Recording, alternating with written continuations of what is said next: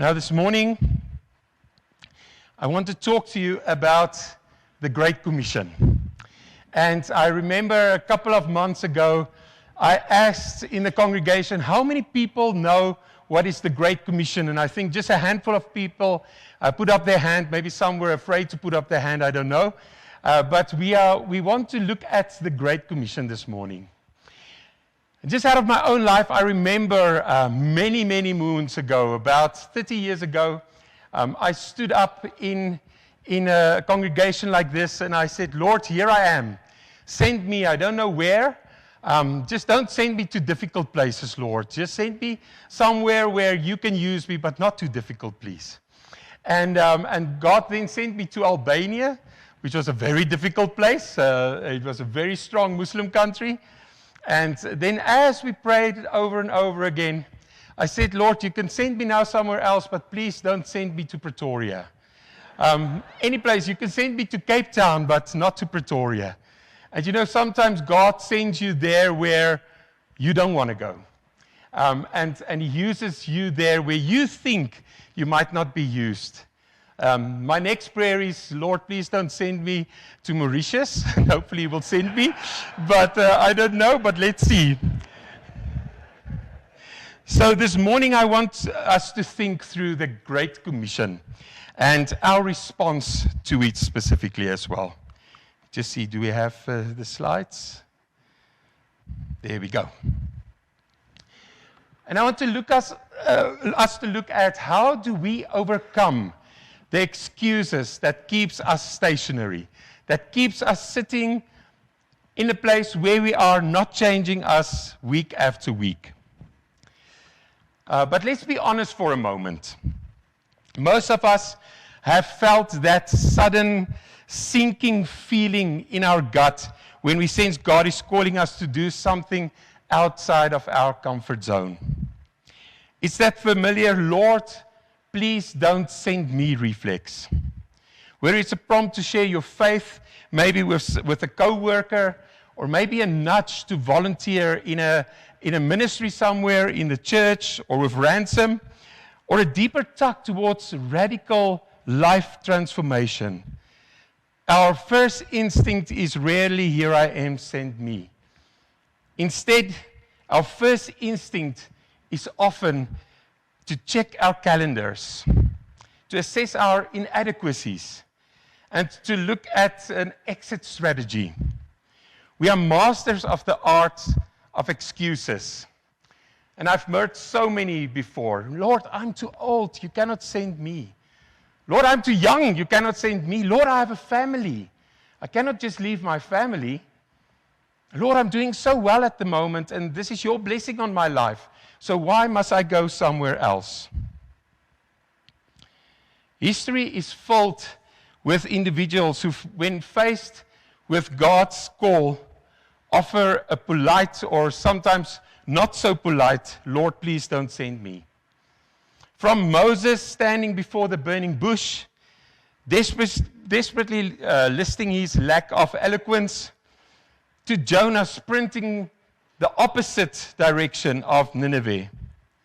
The struggle of the human heart is recurring in the scripture over and over. And we find ourselves sometimes in their shoes, more often than we care to admit.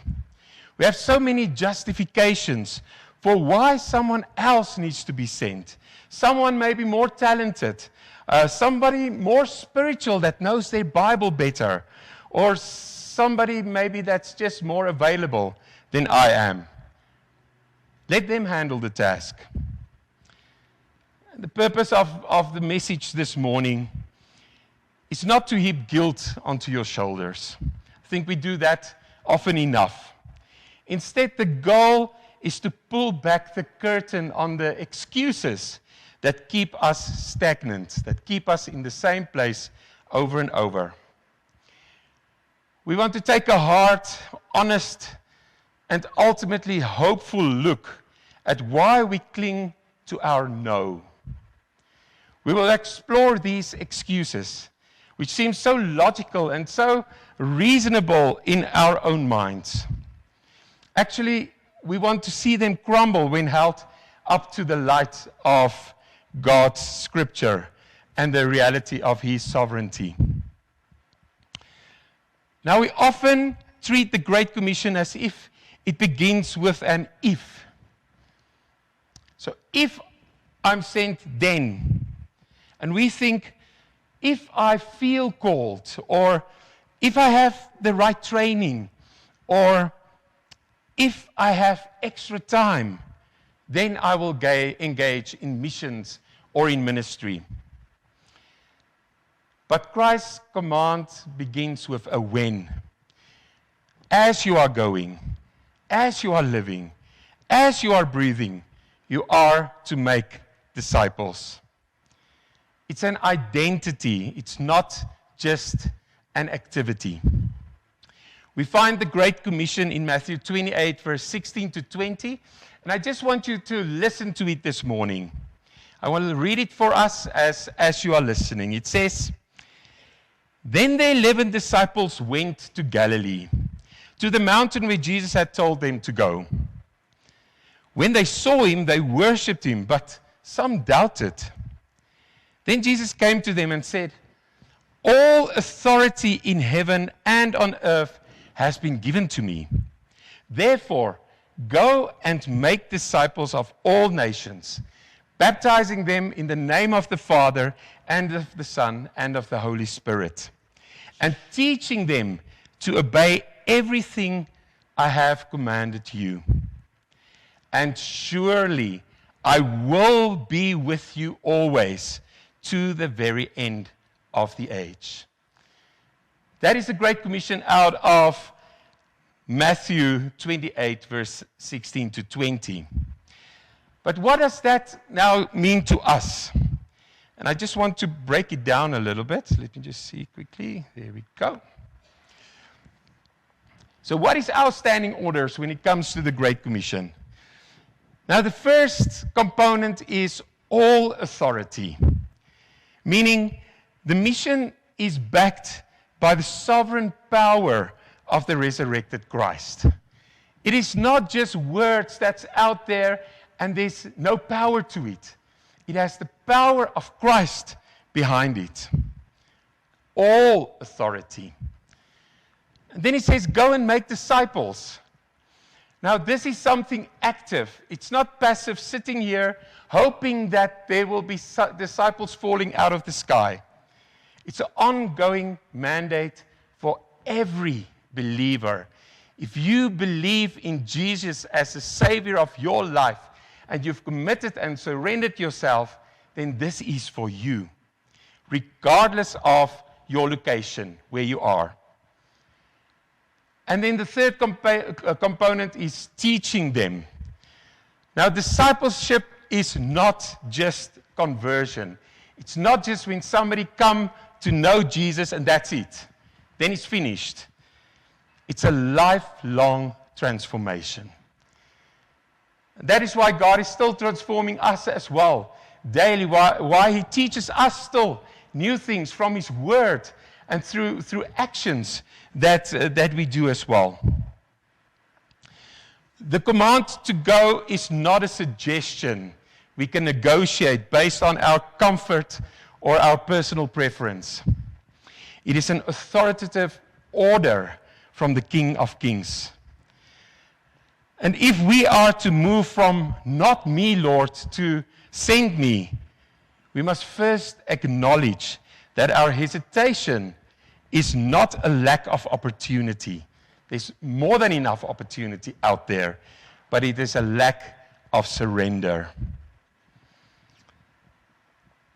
Now, this morning we are going to dismantle some of these excuses. And I want to look at 3 specific excuses this morning. And we are going to see that God does not call the equipped. God equips the called. We will move from the posture of, "Lord, please just don't send me," to "Here I am, send me." It's a journey from the safety of our excuses to the adventure of His purposes for our lives. Now, when God nudges us towards a mission, our hearts rarely respond with immediate obedience. Instead, we instinctively retreat. We go back and we think, is this really, did I really hear correctly? And while our reason vary, it almost always boiled down to three fundamental barriers. And I want us to examine these barriers this morning in our lives. We can begin to see our own hesitation for what it really is. Now, the most common defense that we many times have is the Moses complex. So when God called Moses from the burning bush to lead Israel out of Egypt, Moses did not feel like a leader. He felt like a fugitive. He pointed to his lack of status and his past failures and his stuttering voice. And Moses essentially told God, "You have the wrong man, God. It cannot be me." So there was a hesitation from Moses. He said, "Who am I? I am slow of speech, Lord." And we view our qualifications as a prerequisite for God's work, forgetting that God doesn't just call the qualified, He qualifies you as well as He calls you. And what was God's response to Moses? God said, "Who gave human beings their mouths?" God shifts the focus from Moses' limitations to his own creative sovereignty. Inadequacy is not a barrier to God. It is the perfect canvas for His power. If you feel inadequate this morning, great, because God wants to use you. You are almost a clean canvas for God to use. Now, if inadequacy is the excuse for insecure people, then comfort is the excuse of the settled. If you are settled in your ways. And Jonah is our quintessential example here. When God directs him to Nineveh, Jonah didn't argue about his credentials. He knew who he was, but he argued with God's agenda. He liked his life in his Tarshish. It was nice, it was safe, it was his zone of safety and his personal preference. And he wanted to stay there at all costs. So what about us?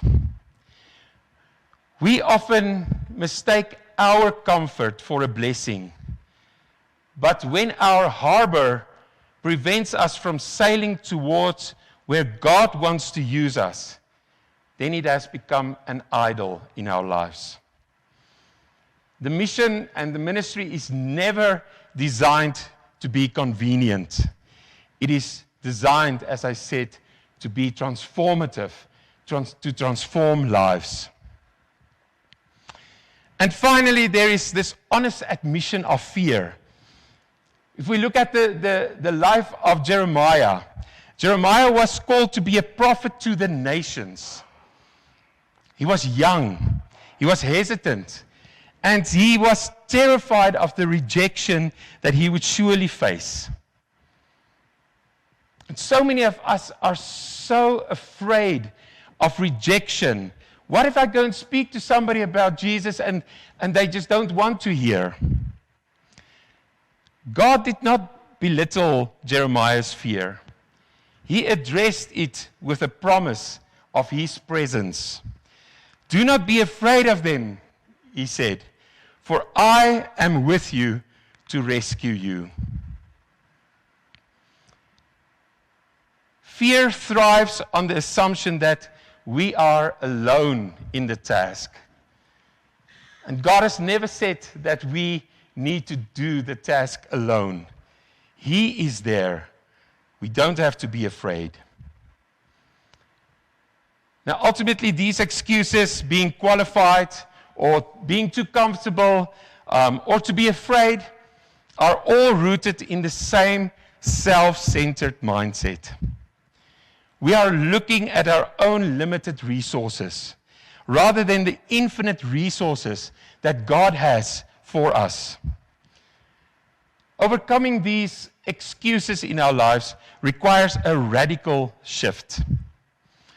Moving our eyes off of our reflection and onto the one who sends us, who commands us to go.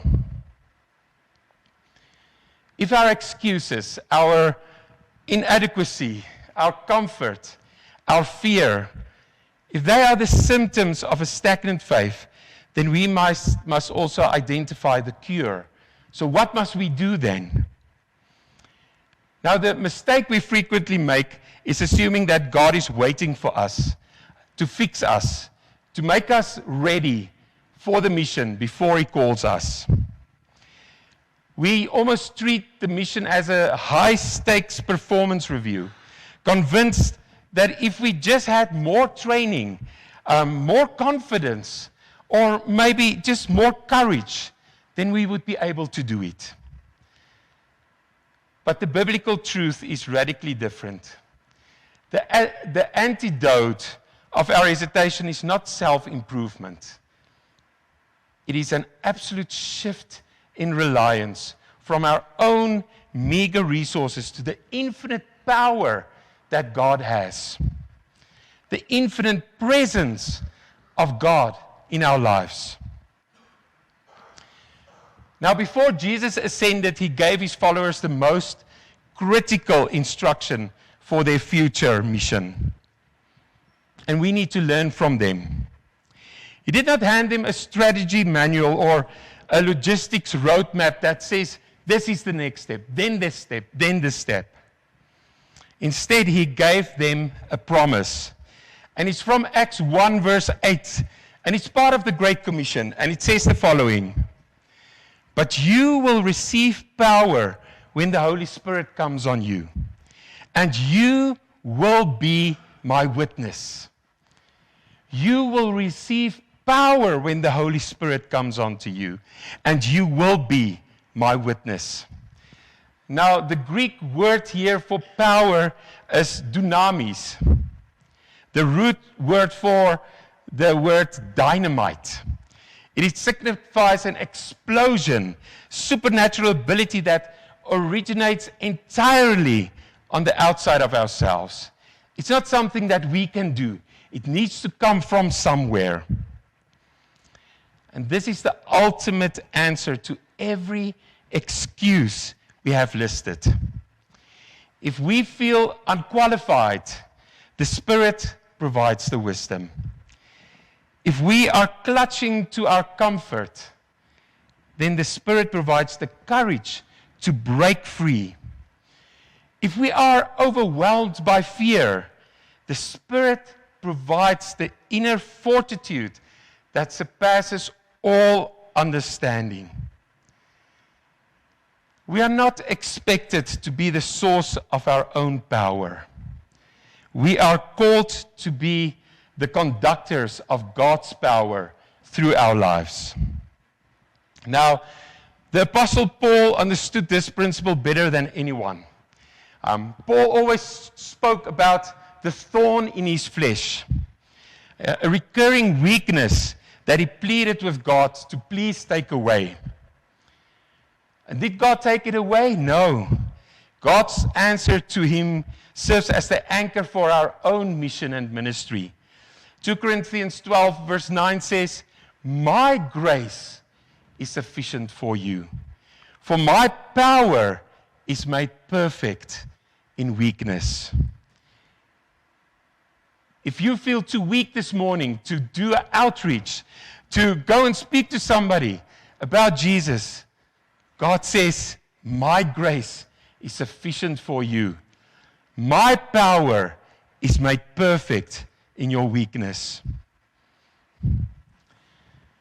God does not need our strength to accomplish His mission or His ministry. In fact, our perceived strength often hinders His work being done through us. Because sometimes we feel self-sufficient I can do this. I am able to do it. Let me go and do it. Our weakness is not a liability. It is the perfect platform that God uses to build and to grow us. When we step out, despite our shortcomings, everyone watching knows that the result were due to God working in our lives. Reframing our mission means recognizing that we are not called to be the primary engine of ministry. As the Apostle Paul wrote, I can do all things through him who gives me strength. Paul totally depended on God for his strength. And we are not called to a task and then just left alone to figure it out by ourselves. We are called to abide in the vine, drawing our strength moment by moment from God, the source of our lives. Now, the transition from a life of excuses to a life of ministry and mission is a surrender of control. We need to surrender. It requires us to stop evaluating our circumstances by what we can do and to start evaluating them by what God can do. If you feel like your battery is empty this morning, that's great, because God wants to fill you up and He wants to use you. Consider the transformation of the disciples. They were ordinary, fearful, and often confused fishermen and tax collectors. Yet, after they received the Holy Spirit, they turned the world upside down. And that is why we are here as well this morning. It's because of them being faithful, because of them surrendering, that the church grew and that we can sit here today as well. They did not change. The source of their power changed. The same Spirit who empowered them is alive and at work in every believer today. He is the presence that never fails. He is the ultimate power that changes everything. When you stop looking at the mirror and start looking at the Holy Spirit, the excuses simply lose their meaning. One of the most significant barriers to our obedience is the mental geography we assign to missions. Many times in the past as well, when we speak about missions or when we spoke about missions, it's about somewhere out there, somewhere far away. We have been conditioned to believe that missions is a distant event, requiring passports, requiring luggage, and maybe some specialized training as well. When we view the Great Commission as something that happens over there somewhere, then we advertently give ourselves permission to remain stagnant right here where we are. The truth is that the mission field is not a geographical destination. It is an everyday reality that begins the moment every morning your feet hit the floor. Every day needs to be a mission field for you. When Jesus gave the Great Commission in Acts 1 verse 8, He provided a strategy that covers every aspect of social influence. He commanded these followers to be witnesses in Jerusalem, in Judea and Samaria, and to the ends of the earth. And this was not a list of mutually exclusive destinations. It was a description of the expansion of the gospel through our lives. So what does that mean to us? Where is our Jerusalem? Now, Jerusalem is your immediate context. This is your home, your office, your school, your neighborhood. It is a place where you are known, where your daily routine happens, and where your character is tested every day. If you aren't a witness in your Jerusalem, you aren't prepared to go to the ends of the earth. What about Judea and Samaria? That is your regional reach. These are the areas just outside of your immediate comfort zone. It's the people in your city here in Pretoria who are culturally and socially different from you. The marginalized, or the communities that require intentional effort to reach. There's so many of them all around us. What are we doing about it? And then it says to the ends of the earth. That's the global impact. And this encompasses the nations. It is the broader call to ensure that the gospel goes out to every tongue and every tribe. Whether we go ourselves, or maybe we participate in prayer, or maybe giving towards helping our global laborers in the mission field. The Great Commission in Matthew 28, verse 19 is often mistranslated as go and make disciples. I've looked at the original Greek, and the verb is more accurately translated as you go. Not just go, but as you go. And this changes everything. It means that as you go to the grocery store, or as you go to your 9-to-5 job, or as you go through the rhythms of your day, you are already on the mission field. You are already busy doing ministry. You do not have to leave your life to engage in the mission. You must engage in the mission with the life that God has given you right there where He planted you. 35,000 decisions in a day. That is what people say, that how many decisions we make every day. 35,000 decisions. What about you? Are you making the right decisions? Are you making the decisions that God wants you to make? So what is the as you go principle? What is our daily arena? That's your workplace, there where you are, where God planted you. And how can you reach out then? What is the opportunities that there is for missions? Well, first of all, practicing integrity, especially in the world where we live today. And then compassion for your co-workers, for those clients that you work with, those difficult ones that sometimes you just want to slap them. But that is where God sends you. That's where God wants you to reach out. What about your family, your home? That's the next arena. Discipling your children, praying with them, reading God's word with them, loving your spouse as Christ loves the church. That's part of your mission. What about your neighborhood? The person that lives next to you that you might not even know because you see each other, maybe wave, but you do not know their story. What about them? What if they have physical needs that you might be able to meet? What about building a genuine relationship with them? So, let's make missions actionable this morning.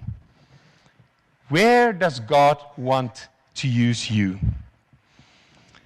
When you view your daily life and the interactions that you can have on the mission field, then the requirements regarding qualifying or calling begins to dissolve. Are you qualified to be kind to your neighbor? Yes, you are. Are you qualified to be kind to that person that really upsets you? Yes, you are. These simple, faithful acts of obedience are the building blocks of God's kingdom. God does not call us to be superheroes in far-off lands. He calls us to be a witness in the mundane, everyday reality of our existence. By redefining the mission field, we take the Great Commissions from a distant, faraway place and we bring it to our homes and to our offices and to where you are planted by God. We are all missionaries. And I want you to hear that. We are all missionaries. If you believe that Jesus is the Savior of your life and you've stood up and said, yes, I'm surrendering everything. Here I am, Lord. Then you are a missionary. The only question that remains is whether or not we will be faithful ones right where we are planted. I want to conclude this morning. From not me to here I am, send me. We have traveled a difficult path together through the landscape of our own hesitation. All these excuses that we have. We have looked at the excuses of that's a barricade between us and what God wants to do through us. The nagging feeling that we are not qualified, or the seductive desire for comfort, and the paralyzing grip of fear. We have seen that these excuses are not merely personal quirks. They are at heart arguments against the sufficiency of God in our lives. The journey from I can't to I will is a journey of exchange. We must exchange our reliance on our own abilities for those of God working through us in His infinite grace. We must exchange our small, guarded comfort for the glorious, unpredictable adventure of obedience that God wants to take you on. We must exchange our paralyzing fear for the courage and assurance of His constant presence in our lives. As we have seen through the stories of Moses and Jonah and the early apostles, God is not looking for the perfect vessel. He is looking for a vessel that is surrendered to Him. In Isaiah 6 verse 8, the prophet catches a glimpse of the majesty of God. He's not met with a demand, but with a question. And it says, whom shall I send? And who will go for us? And Isaiah doesn't offer an excuse. He does not point to his past or his lack of resources. He simply says, here I am, send me. This is the point of conversion of the heart. The moment we stop pointing our fingers to others and say, Lord, send that person. Lord, send my minister. Lord, send people that you have called. We need to start pointing at ourselves. We need to say, here I am, Lord. Send me. Right where you are there at the moment, I just want you to close your eyes. And in the silence of your own heart, maybe you need to identify the excuse you have been using. Is it the fear of what others might think? Is it the love of your current routine? Is it a feeling of maybe insignificance? Name it, and then lay it down at the feet of the one who called you. You do not have to be ready to be used. You only have to be available. And as you're sitting there, as you're closing your eyes, I want you to pray a prayer of commitment with me this morning. But it mustn't be my words, it must be yours, and it must only be if you are truly committed to what God wants to use you for. And you don't have to do it out loud, right there where you are sitting. Won't you just pray with me?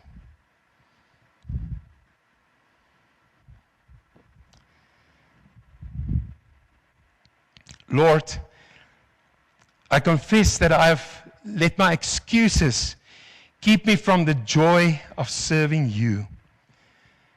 I have valued my comfort more than your kingdom, and my fears more than your promises. Today I stop running. I stop looking for reasons to stay behind. I acknowledge that I'm not enough, but I thank you that you are more than enough. Take my weakness and turn it into your strength, Lord.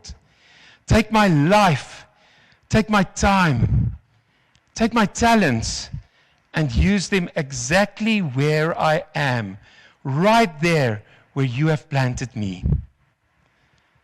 I'm available. I'm ready. Here I am, Lord. Send me. Here I am, Lord. Send me. Amen.